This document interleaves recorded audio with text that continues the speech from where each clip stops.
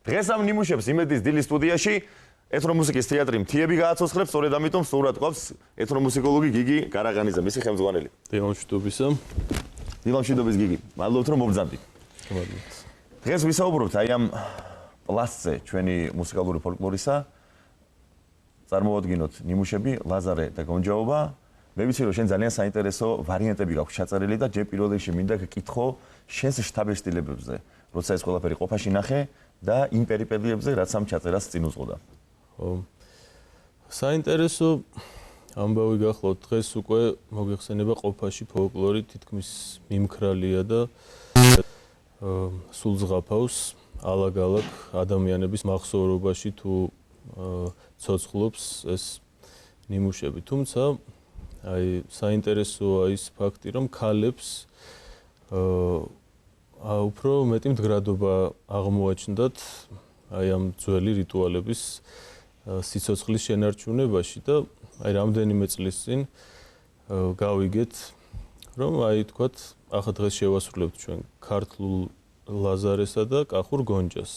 და ორივე შემთხვევაში მსგავსი ამბავი იყო, რომ ესე იგი ერთ შემთხვევაში გავიგეთ, რომ აი თქვათ სოფელ ხოვლეში, აი ჩვენი წევრი გახლავთ ერთით, ინათინ შერვაშიძის სოფელ ხოვლიდან მან გაიგო, რომ აი აქ ჩამოუვლიათ გვალვისას ქალებს. მსგავსი რამ მოხდა კახეთში, ასევე ჩვენი წევრი მაგდა კეულიშვილი გახლავთ სოფელ შილდიდან და იქასასთი რამე გავიგეთ, რომ აი რამდენიმე წლის წინ გვალვით შეწუხებულ კახელებს უთხოვიათ, ქალები ხო გახსოვთო ერთი ისა ძველი გონჯავა და ჩამაიარესა და ეგება გასჭრას რა. ხო და ჩამოიარეს. თვითონ ეს წესი რას წარმოადგენს? ქალები აკეთებენ თოჯინას, რომელსაც ერთ შემთხვევაში ქვია ლაზარე, სხვა შემთხვევაში გონჯა. და აი ამ თოჯინით დაივლიან სოფელს, თან სიმღერით თხოვენ ელიას, ღმერთს, ასევე სასურველ ამინდს. ელიას, რომელიც ძველი რწმენა წარმოადგენით იყო, სწორედ ამინდის გამრიგე. დიახ. ხო და ის ცხოვრებლებიც შესაბამისად იქცევიან თუ წვიმა სურს სოფელს და წვიმა არის მოთხოვნის საგანი. სახლიდან ამ ქალებს ასხამენ და კერძოდ ამ თოჯინას წყალს. და თუ კი წვიმით არის შეწუხებული ხალხი და ითხოვენ მზეს, მაშინ მუგუზლებს გადმოაყრიან ხოლმე და უყრიან ფეხებთან.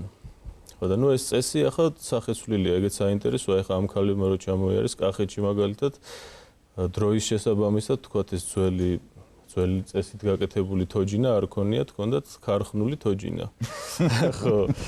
ყოველ შემთხვევაში ამას ხელი არ შეუშლია ამ რიტუალის ჩატარებაში. დიახ, რიტუალის ის თვისება აქვს, რომ თუ სრულდება ის მდგრადობით გამოირჩევა და საინტერესოა ის სიმღერების თვალსაზრისით, რომ აი ეს სიმღერები, რომლებიც აი ეს ძველ რიტუალებში მონაწილეობენ, სწორედ ინახავენ აი ამ ძველ პლასტებს, რომელიცაც ჩვენ არქაულ შრეს უწოდებთ, რომელიც არის სწორედ იმ ეპოქიდან, იმ ეპოქის ქმნილებები, როდესაც საზოგადოება ცხოვრობდა ფაქტიურად მითოლოგიურად და ძალიან მითოსთან ერთად ძალიან მჭიდროდ იყო დაკავშირებული მაგიურ რწმენა წარმოადგენებთან. დიახ, და ხელოვნება, თვითონ მითოლოგია, მეცნიერება თავის ჩანასახით, ყველაფერი ერთიანად არსებობდა, ხო და აი ეს ნიმუშები სწორედ აი იმ დროს განეკუთვნება და თვითონ აი ეს სიმღერებიც აუცილებლად რაიმე ქმედებასთან ერთად სრულდება ხოლმე. უდიდესი სიმდიდრეა ჩვენი მუსიკალური ფოლკლორის, რომ მაღალ განვითარებულ რთულ ნიმუშებთან ერთად აი ეს ადრეული ერთი შეხედვით მარტივი,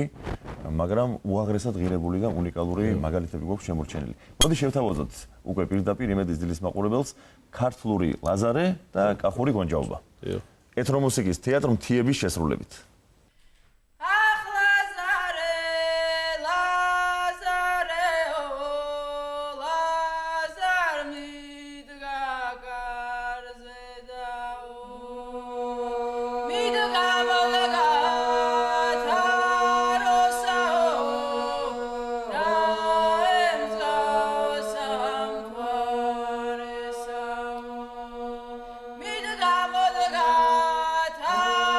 Rosa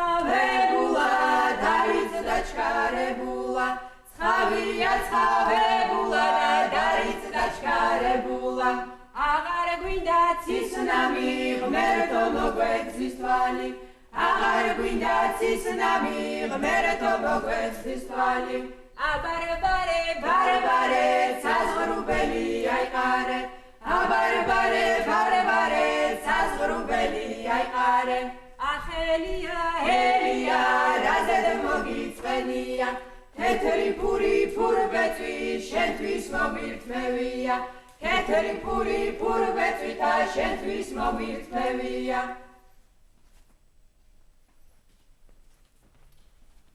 დღესამით გემშვიდობებით საუკეთესო დღეს გისურვებთ გიყვარდეთ ქართული სიმღერა და გემღერებოდეთ